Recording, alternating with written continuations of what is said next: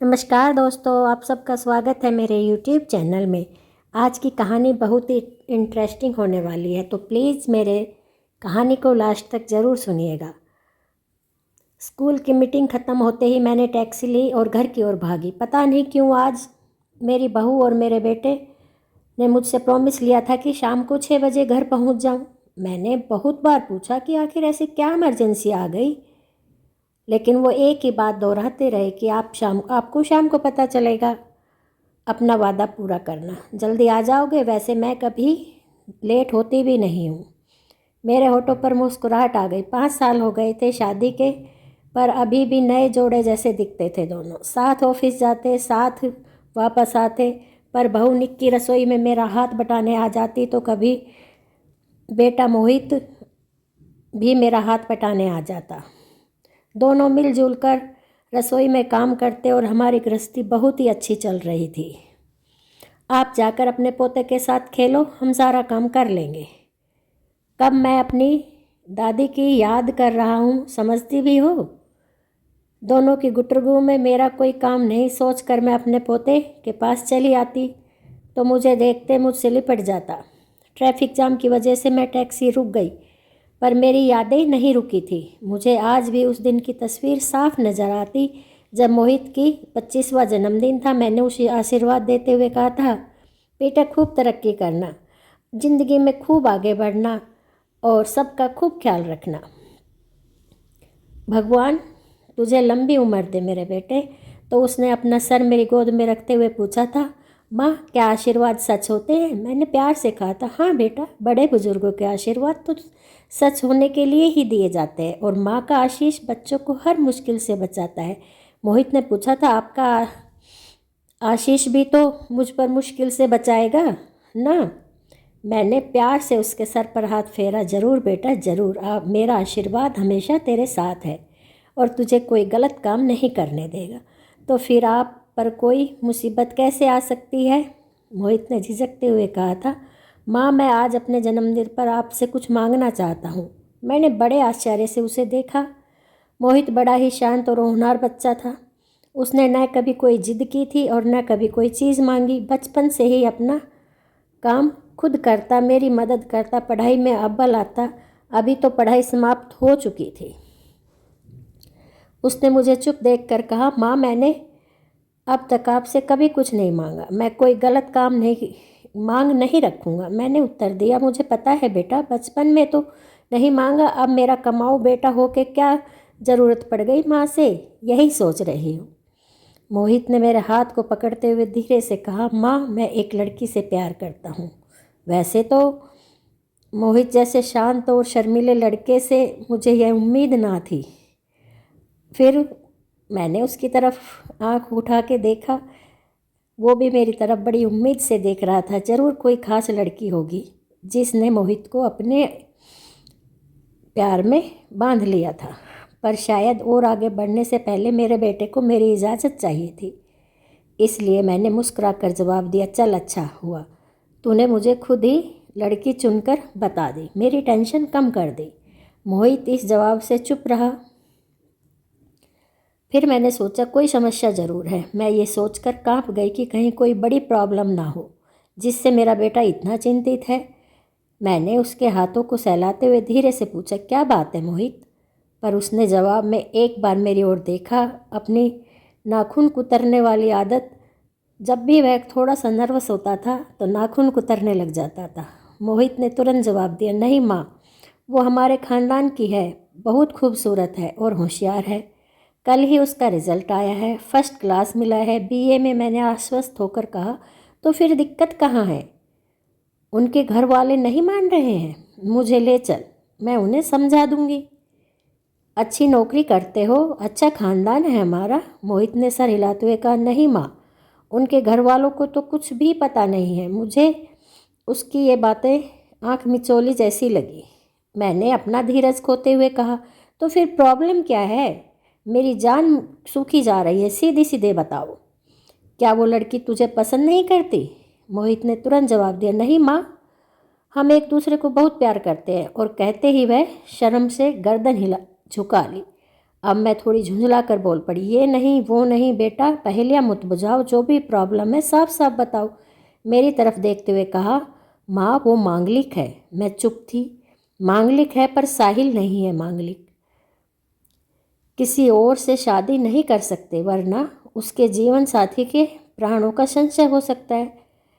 पर मोहित उससे प्यार करता है और इन बातों को बिल्कुल नहीं मानता। और मेरी बात कहो तो मुझे खुद पता नहीं कि मैं इन चीज़ों को मानती हूँ या नहीं मानती। मैं भी संशय में। माँ मैं जानता हूँ आप ये सब नहीं मानती। मैं निक्की के बिना जी नहीं सकता। माँ प्लीज़, माँ अपनी चुप्पी तोड़ो। लेकिन मैं उससे क्या कहूँ, मैं तो खुद संशय में हूँ। सोचा पहले पंडित जी से बात कर लूँ, उसकी जन्म कुंडली मिलवा लूँ, फिर देखती हूँ वो कितनी मांगलिक है और बेटा कितना, क्या इनके गुण मिलते हैं। अगर तुम मांगलिक नहीं हो तो मैं तुमसे शादी नहीं करूँगी, ऐसा कहना निक्की का है। अब यह भी एक समस्या थी। मैं तुम्हारा बुरा कभी नहीं चाहूँगी। निक्की की बात भी ठीक थी, लेकिन बेटा वो तो तुमसे प्यार करती है ना। हाँ माँ, इसीलिए तो मेरा कुछ अमंगल नहीं देना चाहती। और आप तो यह सब बातें नहीं मानती हो ना। उसकी आंखों में आशा की एक झलक थी। मैं उससे हाँ कहूँ या ना कहूँ, यह बात मेरी समझ में बिल्कुल नहीं आ रही थी। पर यह तो मेरे इकलौते बेटे की ज़िंदगी का सवाल था। मैं कैसे उसे दांव पर लगा सकती थी। मैंने बड़ी मुश्किल से कहा, बेटे यह तो हमारे संस्कार हैं। मोहित ने मेरी बात बीच में ही काट दी। नहीं माँ, यह हमारे संस्कार नहीं है, यह तो कुसंस्कार है, अंधविश्वास है। आपने ही मुझे सिखाया था ना बेटा, मैं तेरी माँ हूँ, मैं जानती हूँ यह सब गलत बातें हैं, पंडितों के बनाए हुए धर्म के नाम पर गलत चीज़ें हैं। पर मैं अपने बेटे को ही कैसे। मैंने अपनी बात अधूरी छोड़ दी। पर माँ, आप ही तो कहती हैं कि समाज के बनाए गलत नियम और रीति रिवाजों तो तोड़ देने चाहिए। आपने ही मुझे सरजनू नायडू की कहानी सुनाई थी ना, कि कैसे वो जाति प्रथा को गलत साबित करने के लिए खुद ब्राह्मण होते हुए भी उस समय नीच जाति मानी जाने वाली नायडू से शादी की थी। मैं बस इतना ही बोल पाई। बेटा मुझे थोड़ा सा वक्त दे सोचने के लिए। 1 हफ्ता गुजर गया पर मैं कोई भी निर्णय नहीं ले पा रही थी। अजीब सी कश्मकश में फंस चुकी थी। पर यह तो जिंदगी है, कहाँ रुकने वाली है। आज मैं समझ रही थी कि भले ही हम बड़ी बड़ी बातें करें, आधुनिक बने हों, कुसंस्कार और अंधविश्वासों को तोड़ने के लिए हमें भी बहुत हिम्मत चाहिए होती है। पर हम तो वही अटके हुए हैं जहां हमारी नानी दादी थी। कुछ नहीं बदला था। स्कूल में बच्चों को कितनी ज्ञान भरी बातें सिखाती और खुद वही पुरातन पंथी बनी हुई हूँ।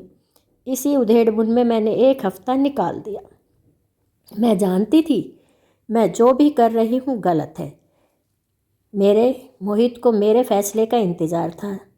जब भी मैं उसके सामने आती वह बड़ी आस भरी निगाहों से मुझे देखता। मैं व्यस्त होने का बहाना कर निकल जाती।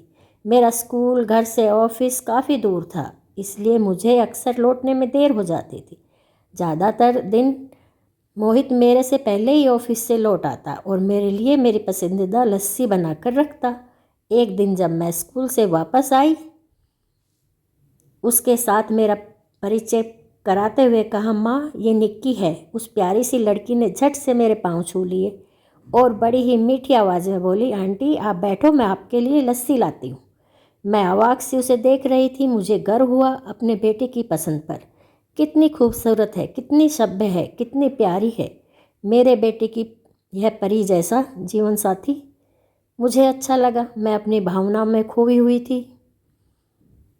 आप पहले खा लें, तब आप के लिए लस्सी बनाती हूँ। लग रहा था मैं उस घर में मेहमान हूँ और वो मेज़बान। मैंने चुपचाप उपमा खाया और फिर स्वादिष्ट लस्सी पी। मैं समझ चुकी थी कि मेरा बेटा मुझे मन में घुमड़ते हुए भंवर से निकालने में मदद कर रहा है। उसे अपनी पसंद पर पूरा भरोसा, अपनी माँ के दिल को भी समझता, इसलिए निक्की को घर लेकर आया। हम तीनों ने कई घंटे साथ बिताए। उसके बाद मुझे निर्णय लेने में एक क्षण भी नहीं लगा। मेरे बेटे ने जो हीरा चुना था मैं उसे यूं ही कैसे खो देती। मैंने देखा वो घर जाने की आज्ञा मांग रही थी।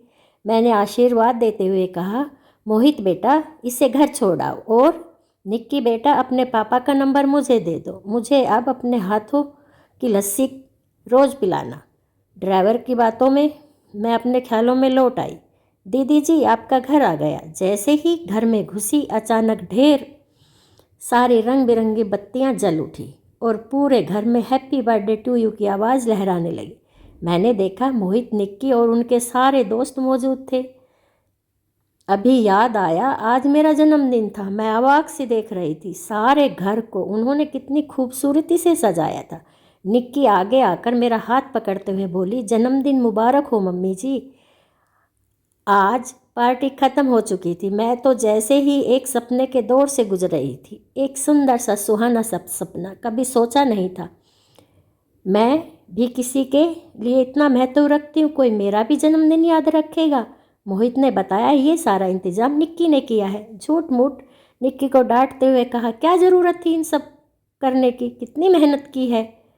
निक्की ने प्यार से मेरे गले में अपनी बाहें डालते हुए कहा, मेरी प्यारी माँ के लिए यह बहुत कम है। आपने मुझे जो उपहार दिया है उसका तो कोई जवाब ही नहीं है, कोई मोल ही नहीं है। बस आपके इस शुभ दिन पर मेरी तरफ से आपको ये छोटा सा उपहार। मैंने देखा उसके हाथों में मेरी पसंद की रिस्ट वॉच थी, जिसे खरीदने का जिक्र मैं कई दिनों से कर रही थी, पर समय अभाव के कारण नहीं खरीद पा रही थी। उसने मेरे हाथों में घड़ी पहनाकर मेरे पैर छू लिए और भर्राए हुए स्वर में बोली, मम्मी जी बस यही आशीर्वाद देना, हम सब हमेशा साथ रहे हर घड़ी। उसे गले से लगा लिया और दिल से बस यही ख्याल आया, जिसे शुभ कदम घर में मंगल ही मंगल कर रहे हो वह मांगलिक हो सकती है। शायद हमें मांगलिक का सही अर्थ ही नहीं पता है। तो दोस्तों कहानी कैसी लगी आपको? अगर मेरी कहानी अच्छी लगी हो तो प्लीज़ मेरे चैनल को लाइक शेयर सब्सक्राइब ज़रूर करें। और चलो मिलते हैं फिर एक अच्छी सी कहानी के साथ। तब तक के लिए बाय बाय। और अपना कीमती समय देने के लिए आप सभी लोगों का तहे दिल से शुक्रिया, धन्यवाद। तो सही मायने में मांगलिक होने का अर्थ है जिसके आने से घर में मंगल ही मंगल हो, वही तो मांगलिक है। हर कार्य में जो इतनी शुद्धता और शुभता रखे वही मांगलिक है।